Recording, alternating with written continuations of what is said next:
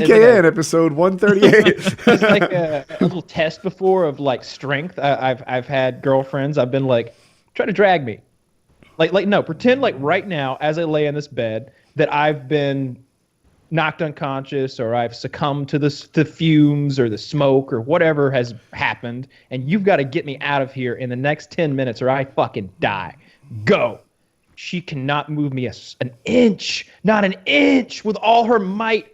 On what she picks up my foot and she's like, even your leg is heavy. Just Dude, your you're leg totally right. Is heavy. It's shocking because like, and when you're I can grab her by one like, and like a caveman turn around and walk in the opposite direction, like dragging her.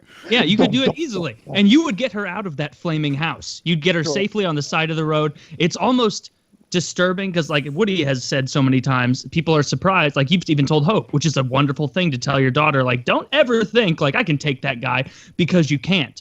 Like I thought for the longest time, like when you're with a girl or whatever and you're joking around, you just go limp on top of her like you would a child almost, and you just go fully limp just like that. And you just are like, move me. And for a while, I was always like, oh, these girls are just joking around. They could move me off if they wanted to. But then eventually you're like, they'll be like, I can't. And it's like, are you fucking kidding me? Are you trying or are you that weak? And it's like, oh my God, like you really are. If this place caught on fire right now, or if someone ever snuck in when we were fucking and hit me with a hammer on the back of the head and I fell on top of you, all you could do is scream and watch him steal my electronics as he left. Because you really 2 for 1. Yeah, and then you watch those like female firefighter videos and you're like, I want to be one of those people who's just like, whatever, man, if you can do it, you can do it, but you fucking can't. Like, yeah, and you're not able to. And it's different kinds of strength too, because I dated a girl who was Filipino, but I think if it's a girl, she's Filipina. In any case, she's from the Filipino, and she was short in stature, but her lower body was very powerful. And I could totally like hop on her back, piggyback style, in like a parking lot, and she'd fucking truck me all the way to the car. And like it wouldn't be like this sort of like labored every step is the world kind of like Atlas, and So Like I'm she just the specializes strongman in competition when they're doing the farmer's carry. And it was just like, yeah, hop on, and then she'd just run to the car. But I don't know that she could drag me out of a bed either, because of just the grabbing and pulling strength maybe needed. I just don't think it could happen. you know how my walk into parents that were burning oddly hammer. open with their sex life? Yeah. So take that, store it away. They were telling me of a simulated rape they did, and they were surprised by how easily my father could, if he wanted to, rape my mother. She had this notion in her head, like, oh, I could stop it. You just keep your knees together or whatever. And he just, whatever, like, pried in there with his own legs, split broke them her open. guard. Yeah, split her open. And she was like, oh, okay, noted. I am defenseless against a man if he wanted to do that. Have you ever done the thing where just kind of for fun, you take, like with a girlfriend or whatever, you take both of their hands at the wrists and you put them together, and then you just grab like this, put one wrist here, and you just lock. and then they're just like, stop. And it's like, no, come on, you can get out of this. And you almost start rooting them on like you would a kid. Like, come on, don't let life beat you down. You got it. You get out of this one hand grip. And I don't think I could do eventually that to Jackie. I bet you could. You I could. don't But know. look, my girlfriend Jackie's was telling Taylor 5'7". last time when we were in Colorado that I submitted her with my toe, because I can do that thing with like my big toe where I pitch can do really that, hard. yeah. And like I got her in such a way that like her arm was pinned and she couldn't get her other arm from beneath her body, and I was like, I got you, and it's just my toe, just my foot, and I'm holding her down. She's like, I'm pinned.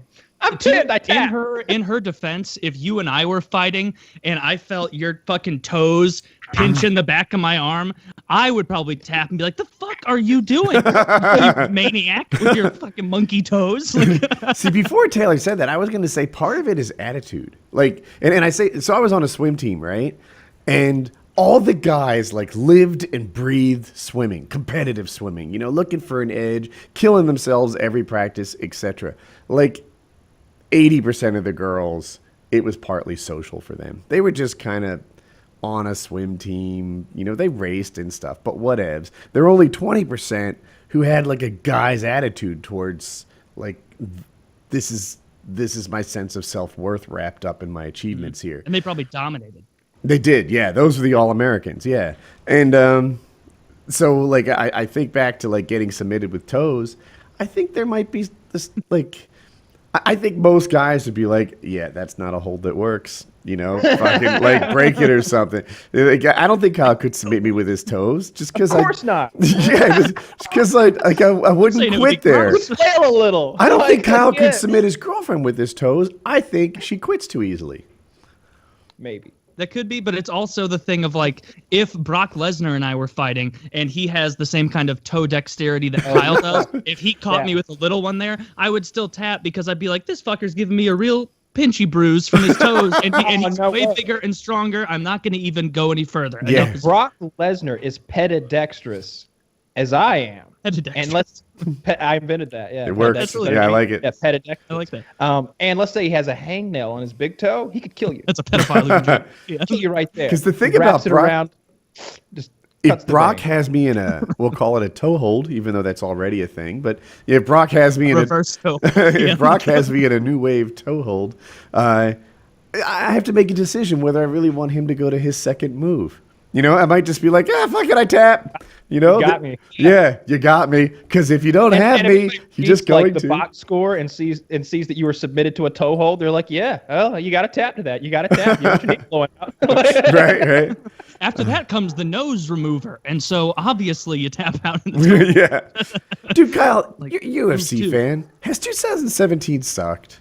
Yeah, it's been super boring. I mean, especially with, it's April now. especially with the Habib fight falling apart, and then like the aftermath of that, and seeing that there's this limbo with Conor out there, and then GSP coming back, but he's gonna fight fucking Bisping, and we know that he really everybody just wants to fight Conor, everybody, and For that me, is representing stocking the people who whole don't industry. know anything about this, so there haven't been any great fights so far Yeah, this year. so You guys were all excited about Mayweather and McGregor a while back. Like what all this art, hype? if it ever happens, but it's a work in art. I mean, it's a work in progress. There's nothing developing. It could be next year. It could never happen. But what's Mayweather's happening? known. I'm sorry. Mayweather's known for dragging out fights. Pacquiao was like the big money fight, and eventually happened. Dude, that thing. I don't want to exaggerate, but I think it was like 5 or 8 years in the making. 8, he says. Yeah. That's Was that the only time they fought, or had they fought Yes. before? Oh, They because just he was fought terrified once. of it. He wait till Pacquiao got old. That's what he did. But this isn't going to work this time because Conor McGregor's like 28 years old or whatever, and Mayweather's the one who. Oh man, that he waited 8 years to fight Yeah. Pacquiao, basically being like, oh yeah, I can take him. How old is he? He's 27. Okay, I'll take him in 8 years. Yeah, I'll take him. Like that seems like does everybody in the fighting community look at that with derision? Like Yeah. we know what you did. You waited until you thought you knew you could dominate. they're Everybody disappointed. sees him as dodging that, just like everybody thinks that Tyson back in the day was ducking Holyfield when he came back, or Foreman. Whenever Foreman came back really? at like 43 years old and at like 300 pounds, and everybody's like, oh, and the walking joke George Foreman comes in. Why don't you make us up? Oh my God, he killed him. Oh, well, I guess Foreman's back now. Like they were about to start making fun of this guy and tell him to make their hamburgers for him, and then he came in there, started knocking young guys out again, and Tyson didn't want that fight. I didn't even know Foreman fought again after the grill. Yes, he fought. He's come back 3 times. Like there was Has he? like just a couple years ago, and Foreman's like 50s, 60s. I saw him doing ads for Invent Tech on Hulu recently, but he was like, "I've had another revelation. The Lord Jesus Christ has talked to me again. Wants me to be the world champ again." He's like 50 or something, and he's out there chopping trees again. Like I'm like, all right, I'm not buying in this time, George. It's not Yeah. 1993. Like, but back to MMA. What I feel like has happened is all of MMA is stymied a bit by the chase of the money that comes along with a Conor McGregor fight.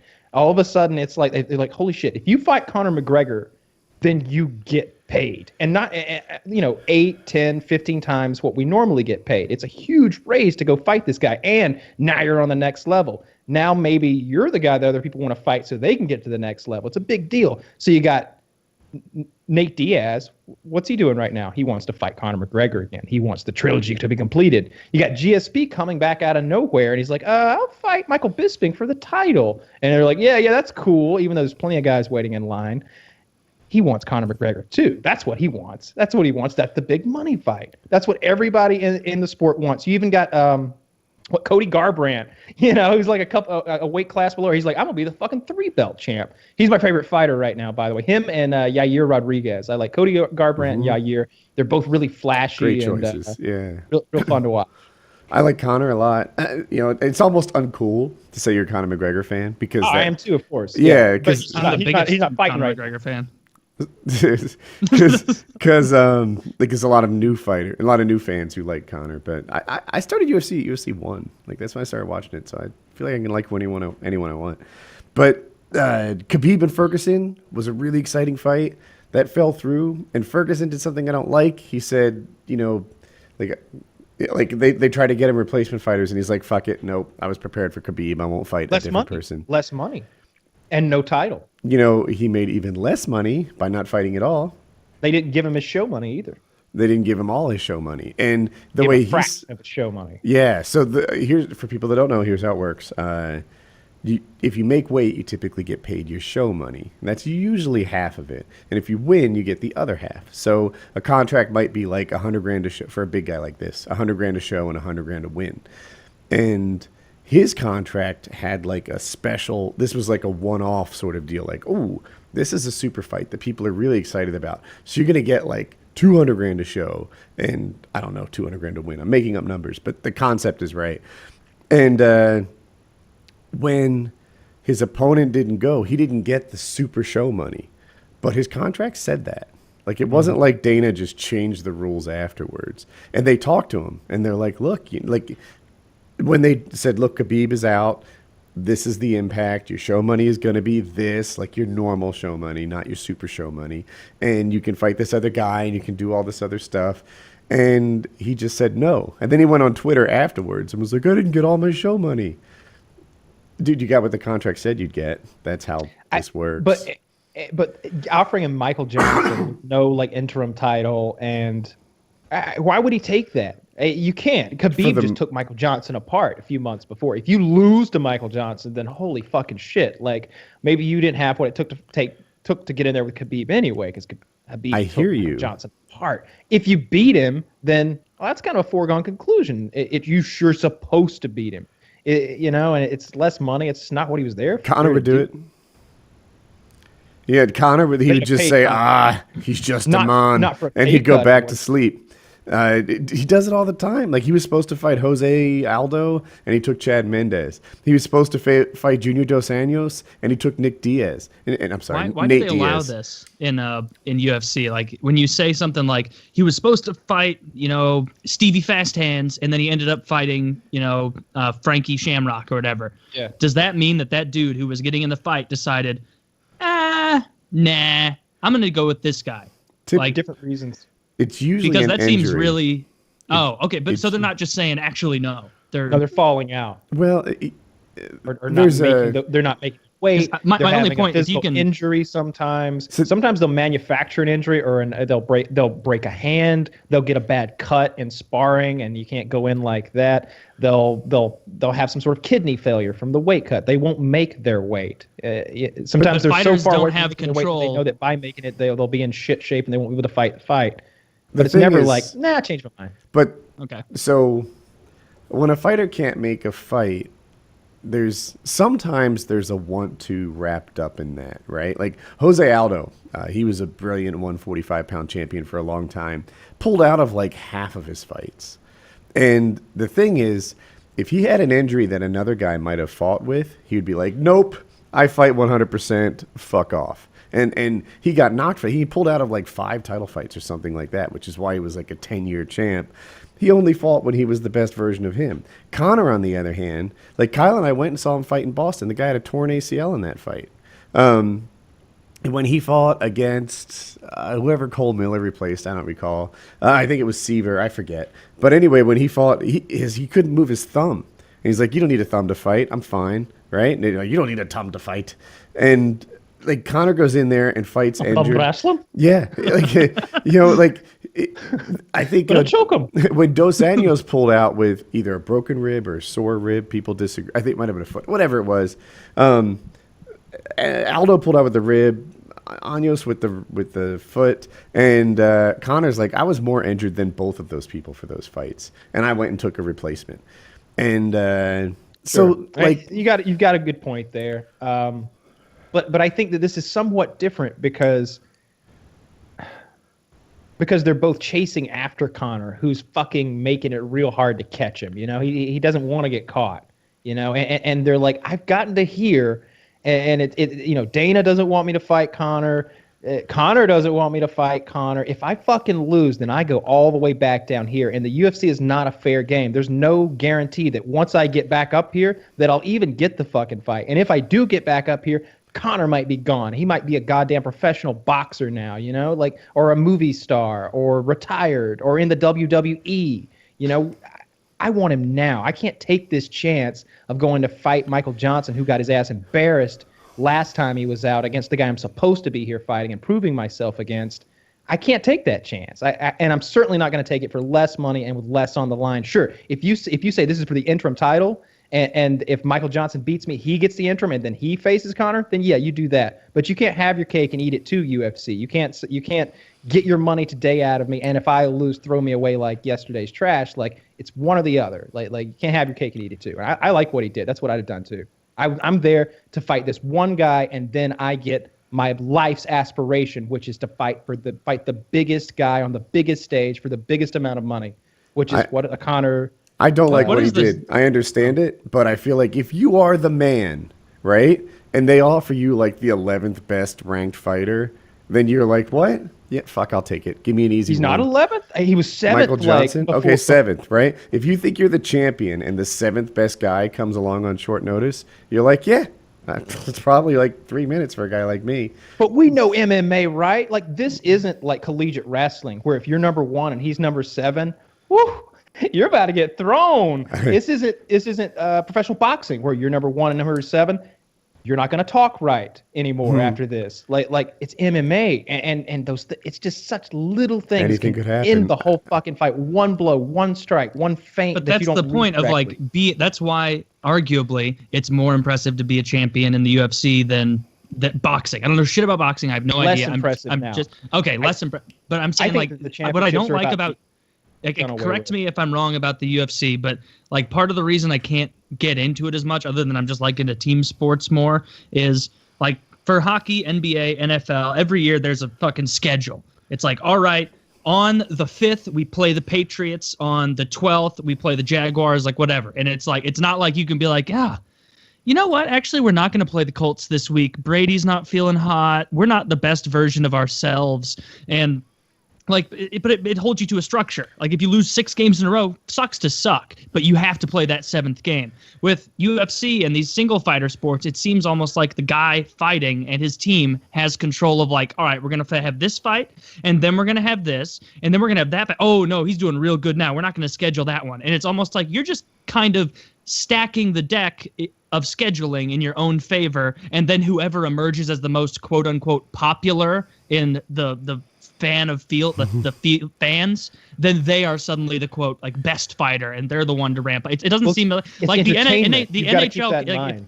The NHL couldn't be like if the Blues had the biggest fan base of all time, they couldn't just be like, oh, now the Blues they play the fucking Colorado Avalanche 30 times in a row, and then they round out the season with 50 games in New Jersey, and it's like, what? That's ridiculous. Well, they want to see the Blues in the Stanley Cup. I'm sorry, like that's what they got to do. Like that's it. I get that feeling from the UFC, and I'm sure I'm wrong, but is there at least some truth to that? That it's like you're stacking the deck. It's not really a lot of parity. It depends how good your team is. They're absolutely stacking the deck, and they're putting on. They're trying to make certain guys rise to the top or certain girls rise to the top. They always are. Look at it was just a few Fox events ago when they had Paige Van Zandt and that Karate hottie Michelle Watterson versus Watterson. Like it's not her name I'm trying to come up with. It's the guy, the Rose. really good looking Heath Northcutt or Heath Sage Northcliffe Northcutt. or Sage Northcutt. Okay. Like he and Paige Van Zandt are both very, very attractive. They look like supermodels or something, you know, or like swimsuit models or whatever. And neither one of them have the skills it takes to be on the stage that they were on. They shouldn't have been where they were, certainly not in the same night. It was such a shitty night of fights. Both of them lost. And it was great to watch Michelle Waterman take her apart because she's like a true fucking martial artist. She fucking picked her apart, beat the shit out of her. She's also good looking. Very good looking, and actually talented. So I thought there you had the UFC being like, this is going to sell more tickets. This is going to get more people watching just because we've got two really good looking people fight. Just like when they had CM Punk, the wrestler, come in for his first UFC fight, and that guy beat the dog shit out of him. Mickey. Yeah, that sounds right. Yeah, Gale? his name's Mickey. I'm not sure about the Gale part, but it's great. His walk-in song is that, "Hey Mickey, you're so fine, you blow my mind, hey Mickey," and yeah, the whole place lights up. It's pretty fun. Yeah, it's I don't know. It's entertainment, so I understand if you're gonna have. I got no problem if they did a freak fight, every event. If they had like some retired football player versus some like sumo wrestler, and like, yeah, let's have them go at it in the cage. But I also like the pure side of the sport where we get to see martial artists compete against I like a each other. balance. I think the UFC does it pretty well. One of the problems lately, though, is that a lot of the people who are right near the top is a bit of a logjam. They can't get the fights they want, and the people they want to fight. It seems like as soon as people get a belt, they back off to like one fight a year. They're always injured. They're always unavailable. They want to hold that belt forever. They do a lot of sports casting. They do a lot of this right here, John. They immediately want to like put that belt on a table, sit behind it, and watch someone else get their asses kicked while they get paid, which is, having your cake and eating it too. I'm the champion, and I'm going to be here telling you about that guy getting beaten up tonight, not doing any beating myself. Like, they all do that. Like, if you watch the UFC coverage show, whatever that thing's called, there's only one lady on there. That lady, she's black, I think. She's the only one I know who isn't a fighter. Misha Tate is on it sometimes. Yeah, Misha Tate's on there, and obviously, ex-fighter. She, if you can call her retired at 30 or whatever she is. She's not a fighter anymore? She retired. She had a couple of bad outings in a row there. Two bad outings. She was a champ, and then she lost. And she's at that level of like baseball in 1886 where there was a guy who was like pretty good, and this is Whitey Wallace Johnson, the first man to bunt. And it's like, oh, wow, this guy's claim to fame is that he figured out, you don't have to swing. Cheerio, chaps, you don't have to swing the bat as hard as you want. You can just tap it over. And he just tapped it like that. And then people no one is fast enough to get over here. and he's British for some reason. But because he's a cricket player who came over and revolutionized the sport. She is so lucky You're to be where she Ronda is Rousey, now. I think. She is. No, Misha Tate. Because Ronda Rousey was more impactful. I would have given her as like the first person to hit an insignificant amount of home runs in a season until they realized, like, wow, now that we got this swinging thing down, this sports science, we can really figure it out. People aren't going like this, like a maniac up in the air, and then like coming down with the wrong angles. Like, they used to do that. Yeah, they did. Like, and then they figured out sports science. Like, watch a goalie in hockey in 1974. He's like standing there. Some of them not fully on the mask train yet, and then a slap shot goes by, and if it's low, some of them just kind of like just move their lower body over there, and they're like, ow, fuck it again. Got away from me. God damn it. And then now if you watch it, like, they're just fanatics, like they're perfect athletes. Like, that's exactly the same thing that's happening with women's UFC. It's going to get so much better, so much fucking faster. It's because they're in their happening, infancy. They're gonna sneak a man in there pretty soon. That's my prediction. They're gonna sneak a dude into like women's. a trans person. There's nothing I hate more than some dude pretending to be a woman and then acting like he dominated the field. We covered that at the opening of the show. In there, it won't be in like hi, I'm Mike and I beat up women for a living. It won't be that. It'll be like, wow, yeah, that Lacey Green, man, she's a killer. She's a killer. Looks like Tyson in there, and she's gone on like a 3-year win streak, and then we find it like we find out she's got a cock. Do you know about Fallon Fox? Her cock falls out, and we're just we talked about Fallon Fox. Okay. Yeah, Fallon, the trans guy. Right. Yeah. No, she had the surgery. Whichever the term is. So she was pretty woman, like on the scale of womanness, she's pretty far along there. Like, she didn't have a penis Which anymore. surgery did she have? She turned herself from a guy into a girl, so she got a vagina. Okay. Yeah, but having said that, she grew up as a guy. She developed like a guy's bone structure. He has man hands Yeah, that are man just hands. bigger hands. Like, what was the quote from the lady that fought her? She was like, usually, like, the woman she was fighting said something like, I'm a very strong woman. I'm a fighter. Put me up against any woman on the street, I'm going to win. And when Fallon Fox grabbed my arm, it was a strength that I had never felt in the ring before. I was trapped. I was locked. I could not move. And it's Wow. like, it's funny in that way, like a bit, but it's also like fucked up that this is someone who worked her ass off her whole life to be the best at this. And then someone else goes, oh, this is really hard, but I'm a man in a woman's body now. And so I'm just going to go in and destroy this whole league. Like, I'm just going to go in and dominate. Like, how would Did you she see the not power feel? lifter? The transsexual power lifter? Yes, that is bullshit too. Oh my God. They've got a freeze frame of this 40-year-old man, like pressing. I'm going to say, in my head, there are 4 plates on each side. So let's just say they're 45 pounds each. So that's 360 plus the bar, which is 50. Let's round down. So 410 pounds. It appears that this individual is pressing 400 pounds above his head. And it looks like a 42-year-old man, like the hairline, the jawline, like everything. And he is competing in women's powerlifting and has set a new world record. Can you believe it? And Yeah. it's just, I just can't. That's such horse shit. Like Such that, horseshit. it's going to be a real thing that's going to be a fucking problem in the next couple of years. I swear, the trans people wanting to be in women's athletics will be a problem. There will never, ever, ever be an instance of a woman becoming a man and then deciding, well, it turns out I'm way better at football than I ever imagined. I'm going out for the small NFL. and slick. but They because can't play sports- those big yeah. mitts on me. Because sports are a meritocracy, as they should be. The best people get it, and the best people play. It doesn't matter what your race is. Look at basketball. Like, if black people are the best, fucking put them on there. Hockey, if fucking Russians are the best or Canadians, just fucking throw them on there. It doesn't matter. It's all about how good you are. And people are eventually going to start going into women's leagues, trans people, because they know they're going to be able to run the gambit, like, and just win. Like, and that's going to be something where all those female athletes, those genetically female athletes, are going to have to sit there and pretend to be okay with it while society figures out what to do and be like, you know, I worked my entire life to get to this point. I worked everything I have. I spent lots of money and made a lot of difficult decisions. And this man masquerading as a woman has defeated me. I'm very upset. But it's also, I'm tolerant and I'll carry her flag or whatever they want me to do. It's like I worked so hard that I stopped getting a period, only to be beaten by someone who's never fucking had one a day in their life. That Bullshit. that happened in the. It was like, was it Texas high school wrestling? We talked about it on PKA. Yeah, and some dude just, you know, he identified as a girl. He identified as someone who kicks girls' asses. Hey, what's the national martial art of Israel? Krav Maga, something like that. Jiu-jitsu.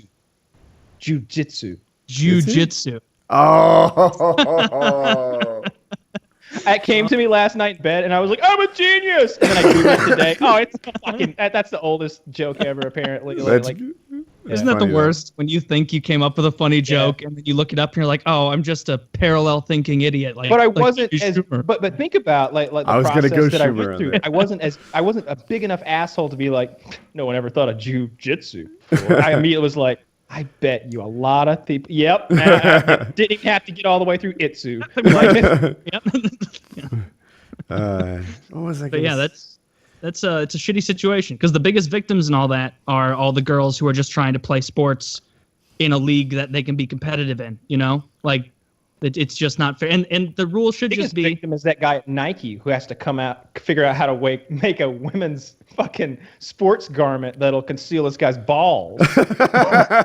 He's the biggest victim Ah, in all those this. yoga pants really aren't doing it, are they? The Just real got a big- trouble is Trey Morris over there. That guy's fucked. He sits in his cubicle all day working on Rebecca, testicle with your concealment.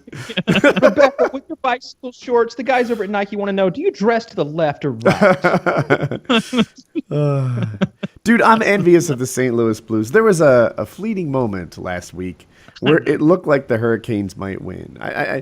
Maybe it was before the show. It was right around there. They were literally like a win and a half, an overtime loss, out of tying for a playoff spot. And it was like, this could happen. They're on a 4-game winning streak. They're hot as hell. They're out there melting the ice. They could do it. And then they lost 2 games or something. And the team that they're trying to catch is, I'm out of date now, but they were in like a 5-game winning streak, and there was just no catching them. And now it's over. Yeah, they can still technically make it if the Islanders And Boston. Ottawa and Boston and Tampa Bay don't win any more games, and Carolina wins all the remaining games. But I'm pretty sure some of those plane crashes, that's what you would need. But they need an the MMA West, situation. If Boston would just say, you know what, I'm feeling kind of blue, we're not doing it, and then maybe someone could take their spot, a last minute replacement. Boston's see going to have that a movie? fucking riot if they miss the playoffs again, because this will be the third year in a row where the last game of the season is you win, you make the playoffs, you lose, you miss the playoffs. And if they do that again this year, it'd be fucking hilarious. Because I don't have any pity for teams that have won a Stanley Cup in the last 10 years. And so... Oh, then you must not like the Hurricanes. No, it's 11 years ago now. They're all good. So I'm fine with the Hurricanes. I'm fine with the Flyers. I'm fine with the Devils. But fuck Chicago. Even Tampa Bay, I like them. But when something bad happens to them, that's kind of just like the attitude of fuck. No, Tampa Bay. They haven't won in the last 10 years. That was 13 years ago, 12 years ago. But yeah, I'm hoping the Blues do okay in the playoffs. We don't have a couple of our good centers, which is bad news. And we brought up a couple young guns from the AHL. Kyle, you gonna say something? Oh, it was a burp. Okay. Yeah, it was a burp. Yeah.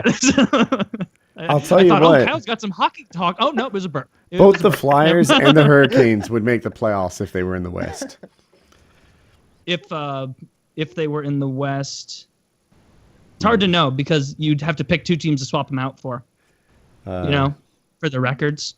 I hear you, and I know it's not that simple. I'm just saying that it was easier over there this year. The Metro division has been awesome this year, strongest by a good bit, and the Atlantic has been, I guess, Atlantic and Pacific. Probably Pacific a little weaker overall, but I don't know. The bottom part of Atlantic's just not good. But I don't know. I just don't want Chicago to win, and that's really the end of my list. I don't expect the Blues to win the Stanley Cup. And more than anything, I don't want Chicago to win again. And so if I were a smart man, I'd put $5,000 on Chicago today and reap the benefits as soon as it happens. The bottom part of the Atlantic looks a good bit better than the bottom part of the Pacific. I don't know. Because of Arizona, mainly. Arizona's fucking horrible there. But I guess you're right there. Yeah, the Atlantic Division is more clustered up. Vancouver's lousy too, yeah. Vancouver started the year real good for very briefly, and then they fell to shit. They pulled the Flyers. Yeah. Actually, no. The Flyers they broke an NHL record this year. No one has ever had a 10-game win streak and not made the playoffs before. We're so That's proud. True. Yeah. No team has ever won 10 games in a row and then missed the playoffs, which is it's a good one to have, I guess. No, it's not great because the Blues have tons of ones like that. They're the only team. The oldest team to have never won a single game in the Stanley Cup Finals, because the only time they made it was in the late 60s, early 70s when they played the original 6 teams in the finals and got shit rocked by the fucking Canadians who just grabbed all the good Canadians around Montreal and put them on the team. But yeah, it's all right. Eventually, no, they won't win ever. That's all right. I'm resigned to it. I'm gonna put a snarky thing about the Blues on my tombstone, but it's not gonna be that thing where it's like, I hope they can be my pallbearers so they can let me down one last time. It's not gonna be that one. I hopefully have plenty of time to think, but I will put one. At least you're I was in the going to change the playoffs. topic. That's fine. Yeah, that's fine. Rick and Morty season 3 premiered on April Fool's Day, and we had a bit of a hard time even convincing Woody to click the link. I feel like so slow, dude. When I started watching it, I watched like the last, I'll say 2 minutes of the show, because it was just looping and looping. on a loop, yeah. And so it ends with like nonsensical Rick talk into threats or whatever. And I was like, this isn't even 9 more years, Morty. 9 more years of this. Rick and Morty. 9 more years. 97 more episodes. And I was like, this isn't even the show. Like, I thought remember the court case where like Rick and Morty did the voices and that guy was talking to the judge? I thought it was something like that. Like, I was like, listen, because they came out on April Fool's Day. And I had my guard up so strong against being fooled that I didn't believe what was true. It wasn't until like 15 minutes in that I believed it was a real episode. I couldn't believe that Chiz jumped. I just put it on Skype and like let it sit there. Like there was no, oh my God, look everyone. It was, I literally wrote like, I put the link there and it said, Woody, this is season 3, episode 1 of Rick and Morty, and then just walked away. And my hope was that he was going to go, not today. And then nobody was going to jump in and like start discussing the episode, and that we'd get here today and he'd be like, yeah, you tried to get me with that. And we'd all be like, you haven't seen it yet? Like I was hoping for it, but Chiz just jumps in. He's like, yeah, it's on a fucking loop and it's playing until midnight. Get in there, watch it now. And I didn't want any spoilers, and I wanted to watch it from the beginning, which was kind of tough. So what I would do, what I did was I went on Reddit and I started looking at Reddit comments, and I timed it out. You know, they said that there was a couple of commercial breaks, 22 to 23 minute episode, and so I had like this, and then I knew when it had started and when the loops were happening, so I was able to time it within a couple of minutes, and I would jump in, see that it wasn't like the end or the beginning or a commercial, which is what I was looking for, and then go away. And then jump back in every like 30 seconds until I hopped right in a commercial, and then it just begins, at Shoney's and everything. I loved it. I thought it was excellent. It was great. Really excited for this season. I thought it was good. I didn't think it was magic or anything though. Like it was Rick and Morty. It really was. That was crazy. They took out the whole intergalactic empire. He destroyed the entire citadel of Ricks. He killed dozens of Ricks, dozens of Mortys. I saw Morty's eyeballs pop out. Hey, a Rick used a hammer Morty. The hammer Morty. Man, I don't know if you get it. I want to watch it again. I felt a little let down. I wanted the escape from jail to be like 3 episodes of daring do and whatever. And no, it wasn't like that. It was like he's just put on his superhero hat and did anything he wanted. Well, he was Arnold Schwarzenegger in Commando. Like 70 people shooting at him at once, and he just shoots back and doesn't get hit. The beginning of the episode where he does the thing where he says like, oh, remember that how I was in jail last time? I somehow got out of it or something. Like I know that's how I escaped out of intergalactic. You remember I was in jail just a few weeks ago, Morty? Like I got out of it somehow. Like they were like whatever it was. Like I didn't like that for the same reason Woody said, and feeling really silly because it is a commercial or a cartoon show, so it shouldn't matter as much. Right. But seeing that, I was like, oh god damn it! I wanted to see how he got out of the prison. Well, wait a He minute, was, they showed tied up. Well, hang on. I think you're a bit. Think about this for a minute. Like the whole thing at Shoney's was them trying to fool Rick's mind with the whole illusion. Like they had made Rick think that he had escaped from. I was being too obtuse there, I guess. I was meaning more specifically. When he's in that thing, like suspended in like the crucifix pose, and he's got like all the monsters next to him, and they're like, "What are you waiting for?" He's like, "Everything," and then they fucking leave. I wanted to see him, how he would break out of that, because I had in my head some like master scheme of him somehow manipulating all the other criminal aliens and starting his own federation. I don't. How exactly do you smart your way out of handcuffs? Show me that. And they didn't. All of a sudden he's, I don't know, armed and running around and shooting people. I need to watch it again. I feel like I don't quite know everything. Well, what happens is they need Rick. They can't just lock him away and throw the key away. He has too much valuable information. He's the most intelligent man in existence, in any existence, and he is the rickiest Rick of them all. So he is smarter than all of them. And so they want to extract that knowledge from him, specifically the portal gun. They want to know how to get to other dimensions because they're a singular dimensional intergalactic group of insectoids or whatever the fuck. And so they can't just lock him away, throw the key away. They're trying to get that out of his brain. And so he creates that elaborate like ruse inside of his own head and like turns the tables on them and then writes that formula on the ground. And when they enter that formula into their computers, they give him complete access of their computers. And then it just goes from there. And he's transferring his consciousness from one of them to the other. Man, I love that shit. That's one of my favorite Rick and Morty episodes ever. Didn't they straight up pull that exact same ruse before when like he gave them the wrong formula and they entered it and it fucked him up? No, the way it did before is he told them how to make crystallized xanthanite or some made up thing. And he's like, you take these two things and then you add tap water, and he gave them the wrong explanation on how to make these energy crystals, and then they ended up killing themselves when they tried to do it. Yeah. That sounds very similar to. It is very similar. It's really the only thing that changes is the means by which they blow up. So in one, it's more direct, and the other one, it's through a code. Yeah, well, what he did this time around gives him access to, gives him control over the computer program he's in, then gets him out of it. And then from there, of course, like the SEAL Team Rick comes in or whatever and like messes his plan up. So he's like, I was about to go up to level 9 and change the currency from 1 to 0, but now I guess I'll just transfer my consciousness through 2 or 3 Ricks, go all the way to the Citadel of Ricks, and then beam it into the mid. I love that when he like beamed it into the middle of the prison, and it's all like sticking out sideways and shit's flying everywhere.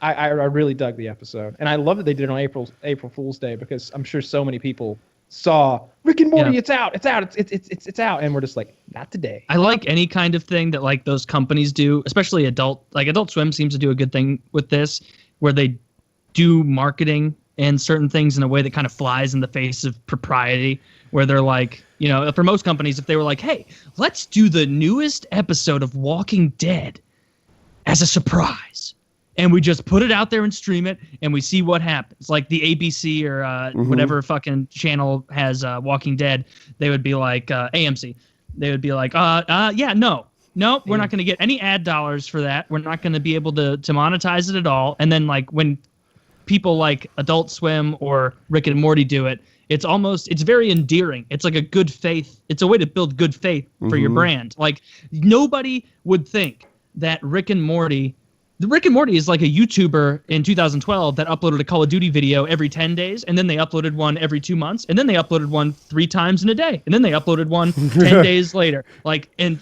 people hated those YouTubers because they're like, God damn it, I can't get any structure. I don't know when to come back. You would think that their fans would hate them, but they just little things like this make a world of difference, because people are like, well, goddamn, like they looked out for us a little bit. It's a nice today. Surprise. Yeah, it's like a gift. Yeah, and then like you said, if it were Walking Dead, they would be planning it forever and promoting it and structure. And Walking Dead ended. I don't know if you guys watch Walking Dead. Oh, the whole show ended. No. The season ended, and it was a good show. I know Kyle hasn't seen it yet, but it turns out. So Walking Dead, by the way, keep in mind, 16 episodes. So it's a big thing. There's a lot of shows, 16-hour episodes, and the whole year is kind of background building and hype for next year, and that to me seems like I like it. That always sucks. Yeah, right. There are a lot of people who act like I don't have the attention span and maturity for good things, but it's like, dude, I don't know, man. I liked it with Better Call Saul somehow, mostly, but it just seems, I feel like this is the lost year. You know, the whole thing was just Rick trying to sort of build friends. I don't like what people say like about Walking Dead. What you're saying when people are like, oh, you have to enjoy the down seasons to appreciate the up seasons. Where it's like, no, that applies to moments. You need to appreciate the down moments so that you can, when an up moment happens in that episode or that series of episodes, you can go, oh, that was really good. That was great. I hate it when shows have entire seasons and the reason they do that is because the season before, as they were storyboarding at the end of it and being like, all right, this is where we're going to go from here and shit like that, they're like, oh, fuck, actually, no, damn it, we can't jump right into there. That doesn't make any sense. Well, how do we get them to Barbados? Okay, well, we got to do fucking this first, and then they get a long protracted thing, and they don't truncate it into like a little area. It just becomes a whole season. It always feels like panicky almost, where they know they're running out of shit. I think The Office and Parks and Rec had a season like that, and they're not even story building shows. But they had shows like at least one whole season in The Office at the end where it was just shit. I know Kyle disagrees because you like The Office the whole way through. The Office, like the 10th season, 9th season is pretty shaky at times. Like when you got Andy taking them to like, Andy's the boss and he takes them to, what's the battlefield up in Pennsylvania? Gettysburg. That's a weak fucking episode. There's an episode there's a couple episodes where they just find an excuse to leave the office and like go do something as a group of people, which is kind of silly. Which doesn't happen. Yeah. You know, there's one where, long story short, they all end up in a work bus in the parking lot, and then they drive the work bus somewhere, and it's like, this is the later seasons aren't that great, I guess. Let me tell you what I've been sucked into by Chiz partially. I like Rogan. I like most of his guests. I like going into it and stuff. But I started listening to the ones with Graham Hancock on there and this other scientist whose name I can't recall. This is his podcast. And the podcast. And then that got me really interested in Graham Hancock. Now, he's this scientist who, over the course of the last 20 or 30 years, has been collecting evidence to support his theories, and he's got a ton of evidence. Basically, it takes many hours to get the full grasp of what he's basically proven at this point. But it seems that human history, as he puts it, is built upon sand. It's not built on a firm foundation, at least our idea of early human history, which is that we started as these hunter-gatherers and slowly evolved into what we are today. He proposes, and he puts forward tons and tons of evidence, from ice cores to the materials that are being used, and carbon dating that's hyper reliable because of the situation that they're in. That human civilization around, I think it's 12,000 years ago, there was this comet impact over North America that flash melted the ice caps there. Sea levels went up 300 feet, and it started this period known as the Younger Dryas, where the temperature of the Earth dropped by 18 to 20 degrees centigrade and stayed like that for 1,200 years. And all of this is factual. This is from you can tell by the oxygen levels in the CO2 levels in the atmosphere from the ice cores in Greenland. That this happened, and it lasted for 1,200 years. And what he believes, and what many of these people believe, is that before this happened, human civilization had gotten to the point, this 12,000 years ago, had gotten to the point of having mathematics, astronomy, being able to build great temples and monolithic structures and things like that, which flies in the face of traditional archaeology. And of course, and over the course of this thing, I bought his book last night. I'm quarter of the way into the book now, but one of the main pieces of cool evidence is this place in Turkey called Göbekli Tepe. It's I think the name translates in Turkish to pot-bellied hill, and that's what it looked like. It looked like this pot-bellied hill out in the middle of the plains. And what they have found is that there are stone megalithic structures that were purposefully buried 12,000 years ago, right at the time of this great cataclysm. They were buried purposefully.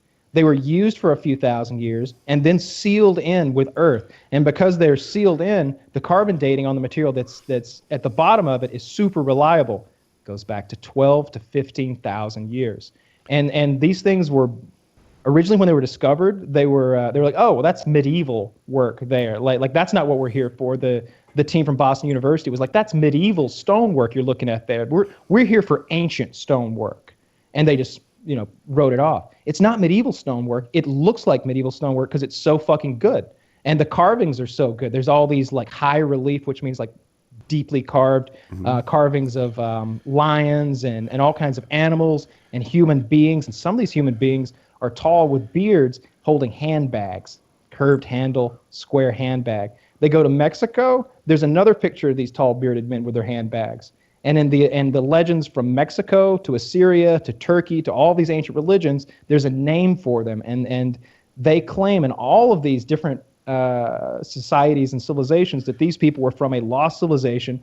Sometimes they're revered as gods or spirits or men from a magical land, but they're the ones who supposedly came to these people and taught them agriculture and raised them up from being cavemen. So what he believes is that people from what we would call Atlantis today, some sort of super civilization that existed before this great cataclysm, was completely wiped off the earth by the rising sea levels. Think about where man settles traditionally along the coastlines. All of those were swallowed up. Things like the story of Atlantis is really interesting because they have it's a fictional thing, we think of it, but it came from Plato. Plato passed that story down to us from his ancestor, whose name is like Solon. Yes, Solon. Solon went to Egypt, and he talked to the priest there. And he asked them, when did all this happen? When the world ended and we started anew? And when did Atlantis sink? And the priests in Egypt told Solon 9,000 years ago from now. That was 600 BC. That's 9,600 BC to us. That's when this fucking meteor hit. So the Egyptians claimed that Atlantis sunk at the exact same time that this meteor or this comet struck the Earth and caused the water levels to rise. It's really fucking fascinating. And I've It been seems, wanna this see seems this like guy. super interesting in the way that like when I start getting into it, like I'll want to believe certain things about it because it's like, this is really neat if it happened this way. But it seems like something where there's a lot of backfilling where it's like, oh, these people that covered people in honey and forced them to be eaten by bugs to death, they had a real good understanding of a 10,000 year calendar as well. They I don't know. I And want also like this guy the to bearded be- and the bagged thing. I want to see him debate someone who knows enough to debate him, right? Because I hear this and I have no background to challenge it as either true or false. It's not connecting puzzle pieces for me. I really don't have other puzzle pieces. This is the only piece I have. Hey, look, Kyle gave me a piece of this puzzle, and I hope it fits in with the rest. Who knows, right? This is- yeah. And I don't want to Can I see just him say, on Joe like, I know Rogan's where you're show. coming from, and I have these same thoughts. Yeah, I want to see him against like a college professor who teaches an alternative history and hear them sort of mesh it out. He brings that up constantly. So a few of the things that the evidences he uses, he explains throughout his thing. He's like, they won't even talk to me about this. They hate me. No one will discuss this. You bring it up to them and they walk out of the room like you just asked Trump about a Russian connection. Because the hope new that's what he evidence in the says. carbon dating like flies really in the face of what's traditionally believed. Now, the men with the handbags and stuff, that's the stuff that gets toward the fringe for me. Even though it's carved in a fucking stone on two sides of the earth, the stuff that's real, though, is the Greenland ice cores that they drilled that show the CO2 levels, which accurately give us the temperature of the Earth and the oxygen levels at the time. So they can definitely use that to tell that these temperature levels change drastically, pinpoint it. Also, they have a layer of soot ash that's from that exact period of time that could be dated there that would have been caused by the gigantic conflagration of all the forest burning. They also have these impact diamonds that are only created by meteor impacts and comet impacts on the Earth. They hit the ground and create such pressure and temperature that they create these hexagonal diamonds. Those exist in those same layers of the Earth in that same period of time. They also have what's called nuclear glass. It's the glass that's formed from a nuclear explosion when sand is melted. That's in that layer too. So what is the conclusion that's being drawn from all this that seems to deter because if the guy's saying, I'm trying to talk about this with scientists all the time and they're just ignoring me, like what is his conclusion from all this? So what it That's seems different is from that mainstream. archaeology isn't a science in the way that biology and astronomy are. You know, there isn't as much scientific process involved with it. Where you get your facts in archaeology, it seems, is X professor teaches it this way. Everyone believes what X professor says because he did the research and he's the one who knows. And when you've got new information, like when they found Göbekli Tepe, and it just, the stones that are in there are not supposed to be able to be shaped that way in that period of time. It's during a time where traditional archaeology says that we were hunters and gatherers who just nomadically walked around with spears and addles. But these things are huge. They're 20 tons, I think, 40 tons. They're 20 feet tall. There's 50 different sites, they believe. They're all buried in. Just the burying of this, when you see it, just what it would have taken for men thousands of years ago with, I presume, baskets full of rubble to make trips back and forth, it's insane. It's not the sort of thing that some hunter-gatherers would have done. It would have required like an organized labor force and months of planning and years of work, and then you got to provision all those people. And keep in mind, this is a time where we're not even supposed to have specialized labor yet. Specialized labor is when agriculture allows for surpluses. That means that I don't have to feed myself. I can learn to chisel stone now. I can be a stone worker. Those aren't supposed to exist at that time in history. We're all supposed to be doing one thing, and that's fucking and fighting and getting food. And they're all about the same thing. That's kind of three things. When you say it, but it's always like They're all I the punched a same hole in thing. your theory already. it's the same, like what you're saying, like it all makes sense to me, but it's exactly like when it's like, oh, this whole bar's green. It runs on burnt trash. It's totally green that way. All that smoke goes up into the sky and it creates stars. It doesn't sound right. I don't know enough to dispute it. Like I know. That's what I'm saying. Like, Don't believe me. Go what? Go, either get his book because it's like $10 and the reason I immediately like pressed buy, he was like, please just buy the book because that further funds me and I go out in the field, and he does. Like, this isn't a guy who sits like in somewhere and like types a bunch of shit and like bullshits. Like, he's all over the planet, all over. He's been to Egypt countless times, and he's going on these expeditions to Turkey, and like their group, because they're kind of flying in the face of like traditional archaeology. Sometimes they're scrimping money together to get ex-scientists from this Robert Schoch guy from I want to say Boston University, but that's probably not right. Like, he had to fly him to Egypt to look at the Sphinx, because the thing about the Sphinx is traditional archaeology says it was built between 2,500 and 4,500 years ago by the Egyptians, but it's got water erosion on it, and there wasn't water precipitation in the Egyptian delta significant enough to do that. The last time that happened was 12,000 years ago also. This is well, both the strength. 12,000 years old. This is both the strength and weakness of science. I promise I'll let you go.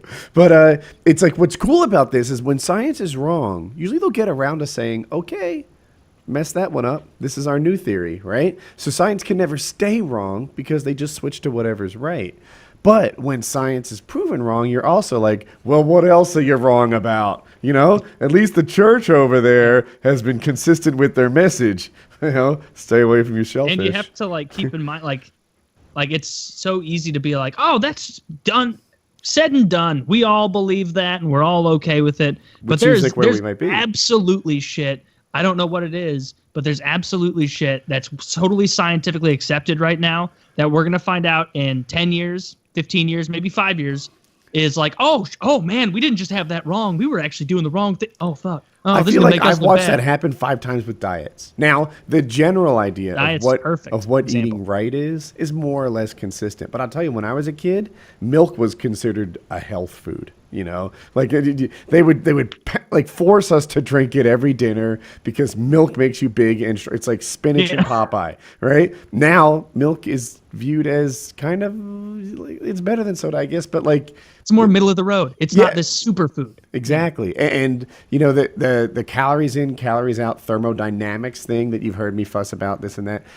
Well, I think that's generally on the right idea. All these diets are generally on the right idea. The paleo diet, like, you only eat things that cavemen would have digested without cooking. Yeah, well, if you think about it, that pretty much means like you eat vegetables and stuff like that. And, you know, and you also did you read a sign or wipe your ass that day? You're not going whole hog into this. Like, they weren't really wise people, and like that. But the diet thing, theory is that like, the bodies were evolved for that diet. So do that diet, and you'll have a great physique. But when you look at it, it's like, oh well, that diet is actually pretty close to the one your teacher probably told you about, with like fruits and vegetables and nuts and things like that.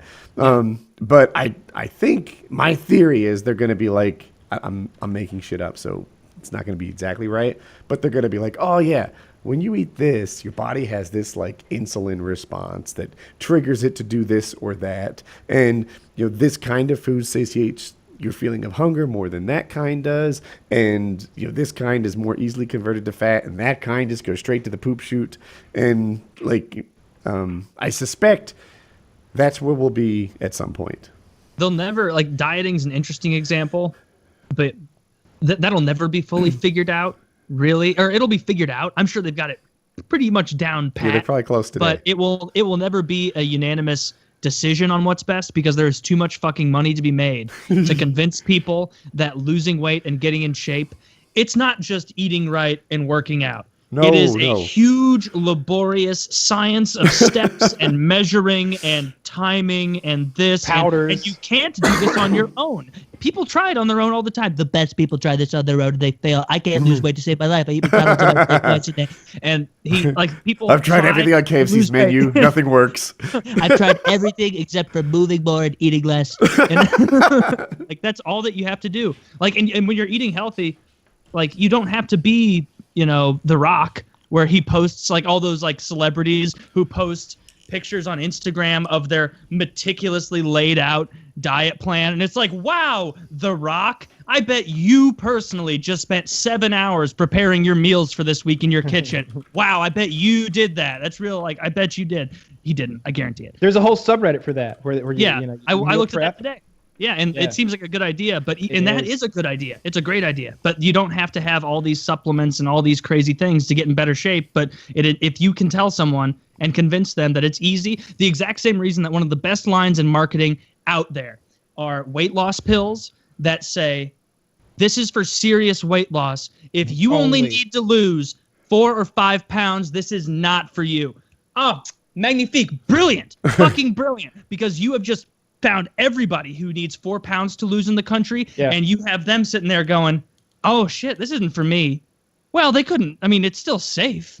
I mean, what's going to happen? What's worst case scenario? I lose a little bit 10? too much weight? I mean, I don't think that's an issue. Like, if it works for these fat monsters, it's going to work for me. That's exactly what it's meant to do. Yeah. Like, the first time I heard that commercial, I was like, you're not fucking with me. I know what you're doing. You're not manipulating me, drug company, but I am gonna test your product, though, 'cause you got a good slogan. These are some pretty incredible claims you're making. You know? I think it's fun when Taylor's marketing expertise comes out. Like, every so often he's like, yeah, marketing nowadays, it's hardly about creativity. It's about numbers and statistics and research. And I'm like, oh, really? Because I'm in Mad Men territory. Like, I thought it was about some underappreciated girl over there who came up with great ideas and guys took credit for it. I thought that's how this all worked.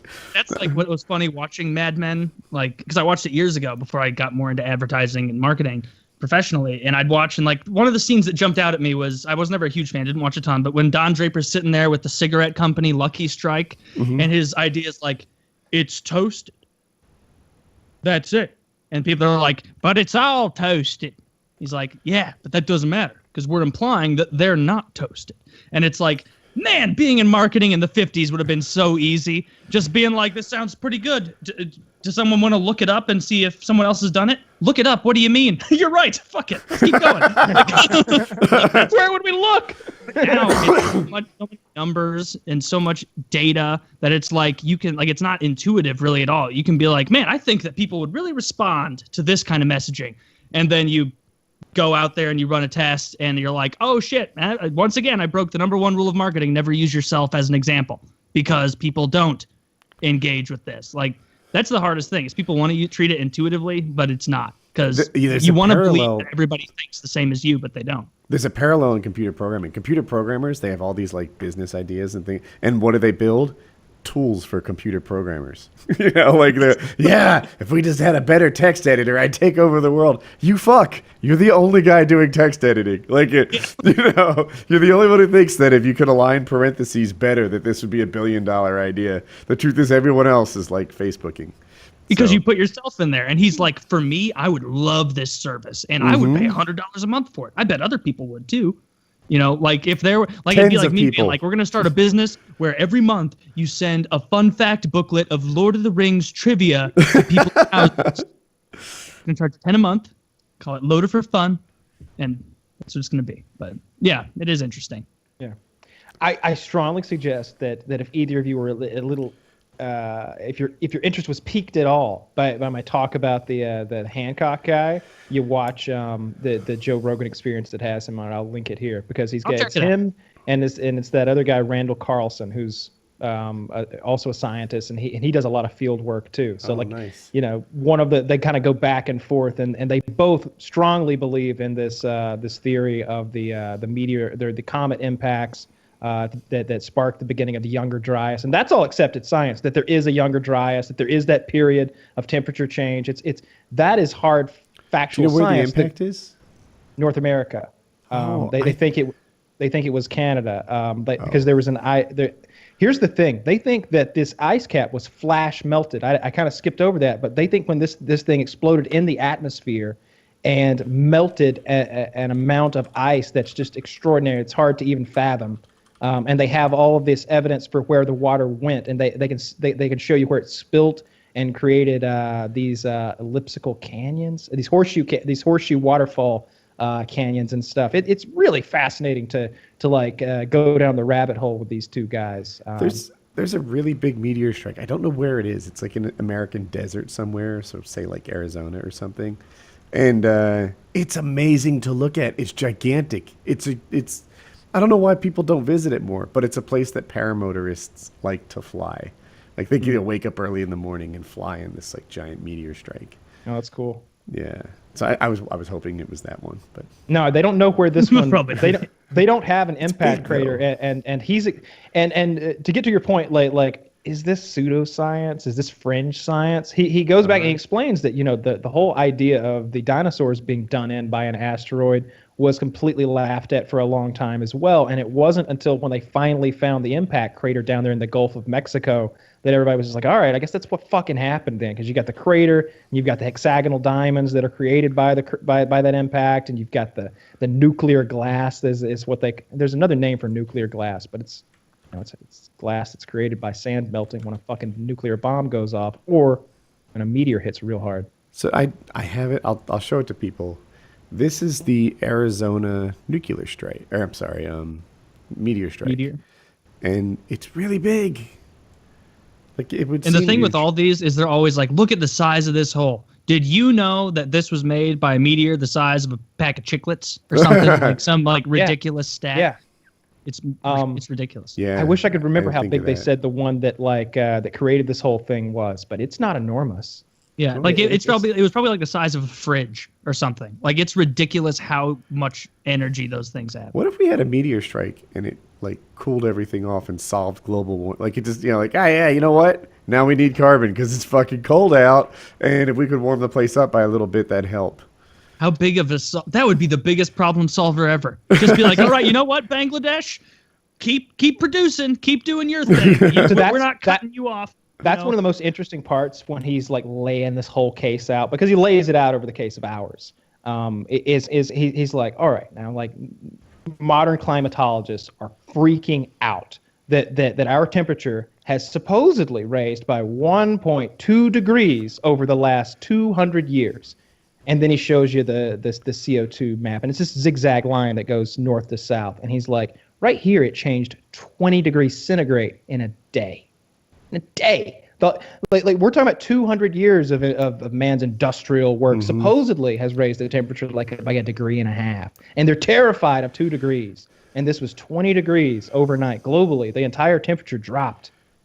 It's real fun to watch. So It's interesting. last summer was hot, right? And for people who, like when they talk about global warming, they talk about like tenths of a degree, 1 degree, etc.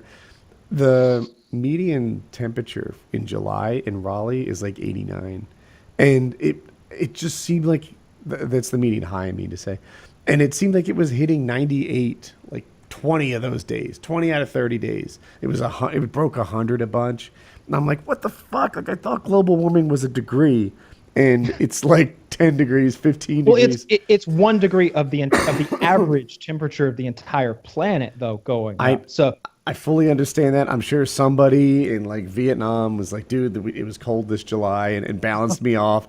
Like, I don't mean to put you, I'm just saying, like, there's probably someone, I picked that randomly. But, I hear you. but I just like, dude, how fucking hot is it going to be this summer? Is it going to be 100 all the time again?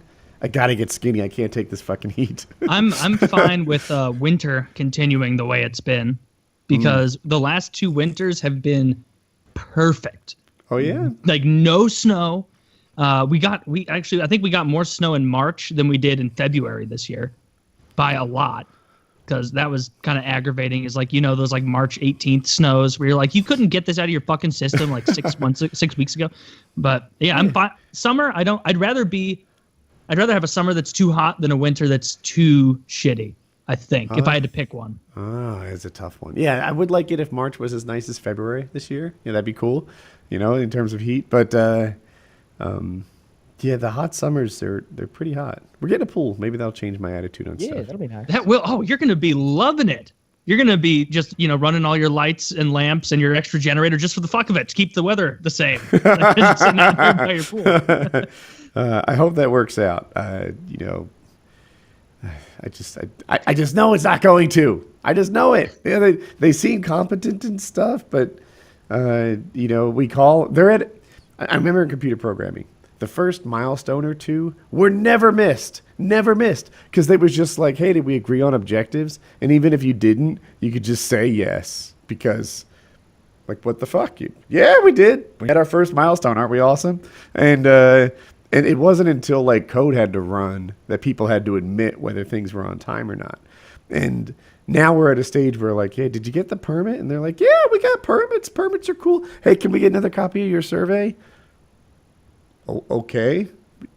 But you got the permit? Like, I'm a little confused, but here's a hand, And when they have to like break ground and do shit, then we'll know if we're on schedule or not. It's going to be an ordeal, I anticipate, because I know my parents moved around willy-nilly growing up.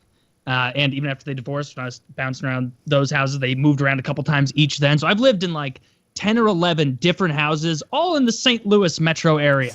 And they put pools in most of those houses because as I was growing up, they were really big into the like, we get the house, we fucking fix it up, throw a pool in, and then we are fucking out of there again. And then we go to a new place, make some money on that flip. And then, I mean, if you want to flip your house, putting a pool in is the best way to do it. Or that and granite, like nice backsplash slate. A lot of things you can do that aren't that expensive. But the pool is the big seller in a lot of situations. And every time they would go and be like, we're getting the pool in, boys, it'll be in by July. And I'm like, no, it won't. It will not be in by July because I'm 16 and this is my 7th house and I've watched this go down and it will not be done. And it was never done. It was always an ordeal. It was a new company that they had do the pool like seemingly every time because they're like, oh, do we want to go back to Jim Bob's Pool and Spa? No, Jim Bob's a real cunt and he screwed us over last time. Oh, how about we go to Ellisville Pool Co. Oh, fuck, that didn't work either. They took 6 weeks and then they just left a big concrete pit in our backyard with no paving around it for a month and a half, and it looked awful all summer. And then it rained a bunch, slid a bunch of mud into the concrete, and they had to redo the whole thing. Like it was an ordeal. So I wish you luck. Thank you. One thing they did right, they kind of set expectations. So first of all, June 17th is the day. That's the day it's supposed to be done. Of course, I don't believe it. I'm not new to contracting, but that's what they're saying. But what he also said was like, look, a first-year pool is a first-year pool. Even if this thing goes completely on schedule and all's cool, it'll be surrounded by muddy red clay. It'll be, it won't look right. He's like, it's going to be a first-year pool. So I'm like, all right. Yeah, I kind of get that. So probably next year will be a nicer pool experience. Are you getting it heated? No. You can add a heater later. That's one thing about heaters. But I'm not, I don't know. We'll see. We'll add a heater later if we want one. We have two problems with that. One, electric heaters are kind of expensive to run. Propane heaters, even worse. If we had cheap natural gas like other people do, it'd be more tempted, but it would be propane here. Make a wood-burning pool. I've seen My that. dad got fucking furious at me once when I had a bunch of friends over in high school and we were all swimming and whatnot. It was late at night and they were out doing whatever fucking adult shit they were doing. And a bunch of people over and it was a little bit chilly, not even cold enough to warrant turning the heater on, but probably like a couple of girls were like, oh, it's a little chilly. And so it's like, oh, I'll go do it. And I just did what women seem to do with temperature gauges and thermostats where they go, oh, it's 68. I'd prefer it to be 71. And they go right up to 96. I just turned this pool heater just boom, all the way on. When my dad got home and like felt the pool, he was like, how long have you been running this? How long have you had this on? And I'm like, I don't know, like all day, the whole day. And he's like, well, this pool is 88 degrees. And I was like, this is a big pool too. Keep in mind, this is a large he starts fucking doing pool. the math. And the amount of energy. Like, you just spent. I'm gonna have to find someone to tell me how much money you just wasted. That's how much money you've wasted. I need help to figure it out. When you leave a light bulb on, if there were like a little like chart like overlaid on a light bulb that showed you how much light you were wasting, it would like tick up 1 penny every hour and a half, every 4 hours. If there was that counter on this pool, it would have been like the stock market, just like the national going debt. up and up and up. Yes, the national debt, just continuing like that website. But the pool felt great, but it was not worth it in the end. He was very unenthused. I'm almost worried about our pool being too hot. Now, I've never had a pool before and such, but fuck, if it's gonna be 100 degrees every goddamn day, I think You'll find yourself being spoiled by it because you'll like get in and because I grew up with a pool for so much, like you don't appreciate it as much as you did. And so like when I was very young and we got our first pool, it was like all day, every day in the summer, splashing around, loving it. Like just a couple of years later though, like different house, different pool, my dad would be like, you boys want to go out and swim? It's like, No, not particularly. Yeah. It's not even hot. in I'll the have pool. to Like, change clothes yeah, and I'll have to afterwards. change. Yeah. I'll be wet. It's only 72 degrees in the pool, and when I get out, I'll be briefly chilly. Like, I have so a I'm gonna question skip it all. that only Taylor in his affluent childhood could answer. What are those car wash showers like? Like, are they awesome? Are they not that awesome? I never got the car wash shower when my parents were redoing one of the houses. My brother had a bathroom in our basement, and I had a bathroom in our basement because both of our rooms were down there. And the big room that I wanted was attached to a standard bathroom, and the smaller room that he got by default was attached to this bathroom that needed totally redoing.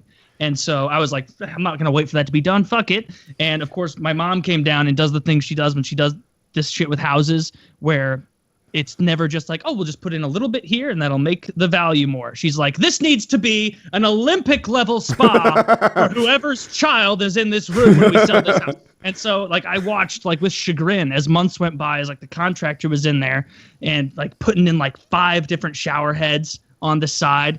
And I only got I would use the shower anytime my brother wasn't using it pretty much. And it was so much better than a traditional shower. Really? So much that like if I were in there without my glasses on and my contacts were out and like I turned the wrong way when I was rinsing my eyes and I caught like a like of some other one, there's like a brief bit of panic where you're like, oh, I'm fine. Oh, I'm fine. It's just high-tech shower. It's just water. Okay. But they're great. You should invest in one of those.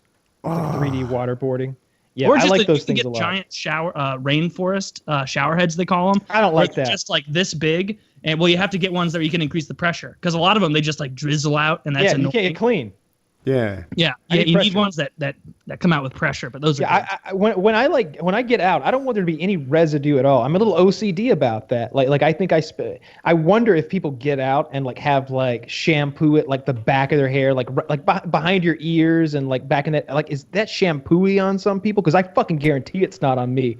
I got that thing of like high pressure, like just I want to get every bit of soap and shampoo off before I get out of there. If I finish showering and I have to take a shit within like 30 minutes of finishing the shower, I just shower again. I call it a Yeah. wash. Oh yeah. Like strike Yeah. one for me that day, and I just redo it. Yeah, absolutely. Yeah. Yeah, I feel like my shower Oh, and one more is thing about the fucking normal shower. the Graham Hancock guy that blew my mind is they went into the Great Pyramid, which he doesn't believe was built as soon as it is. He thinks it's ancient as well. And in like what they call the King's Chamber, there are these holes in the wall that extend like all the way out of the pyramid. Like you're in the center of the pyramid and there's a hole in the wall and you look through it and it goes all the way out the side of the pyramid, points into the sky, and they point at certain stars. They point at stuff so that you can look through there and you're looking right at a certain constellation.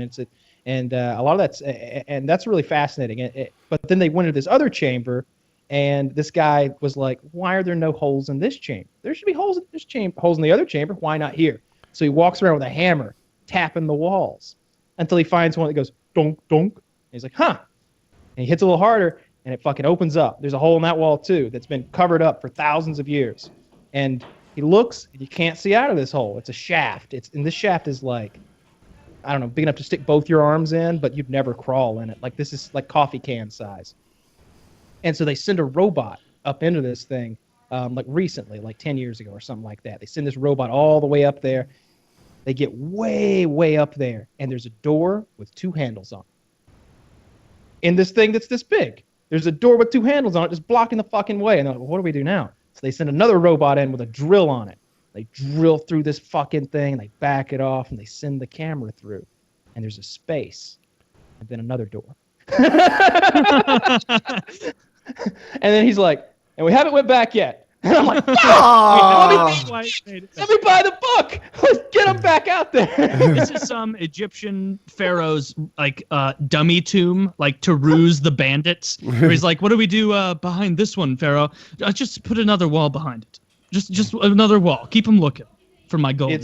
It's really, really fascinating stuff. And when they start talking about some of the, we've always heard like, how did the Egyptians do it? You know, like all those 100-ton blocks and stuff A like system that. of levers and fulcrums. Yeah, and I don't know. This stuff really goes a long way into explaining that stuff, and it really blew my mind. The whole idea that human civilization has rebooted at least once, because we've been a species for like a million years.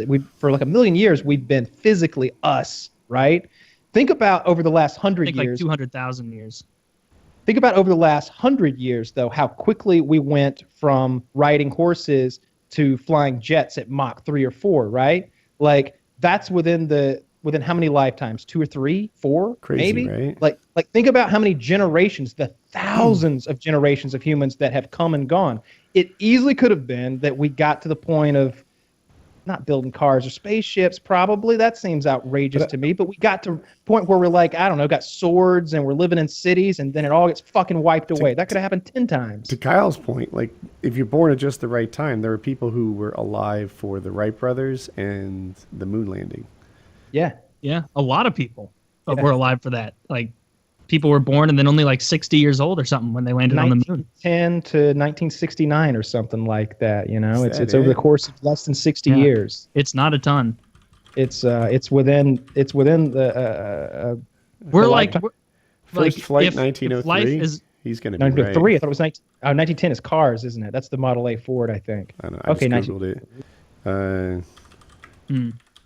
But yeah, we're gonna keep evolving, but we're like almost in the point of like the 1969. Civ game of life, where we're in like the last quintile of the game, where we're getting too big for our britches. Everyone is getting too big for their respective britches. Oh, we've Oh got. no! You telling me Civ 6 is coming out in real life, and we're going to another planet? It's going to be shitty. I hope that we've gotten to the point where we can stop.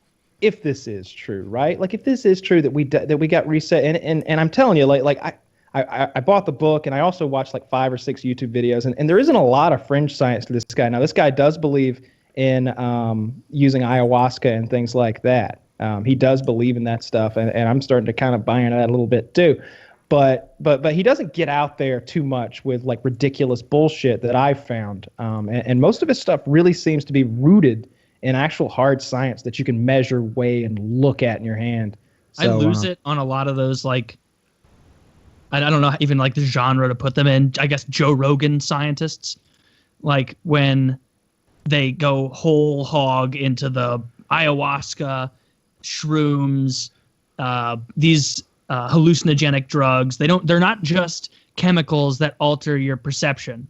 They make your life better. They change what everything. he says is They this. turned humans into what makes them self-conscious. Like, never mind the fact that would require tons of humans to eat lots of these mushrooms all the time for generations, right? Well, Which would make it there's a lot of difficult to interesting get anything things done. There's a lot of interesting things that pops up about that. Like, right, remember the burning bush, Moses in the burning bush that allowed him to see God, or that he saw God within.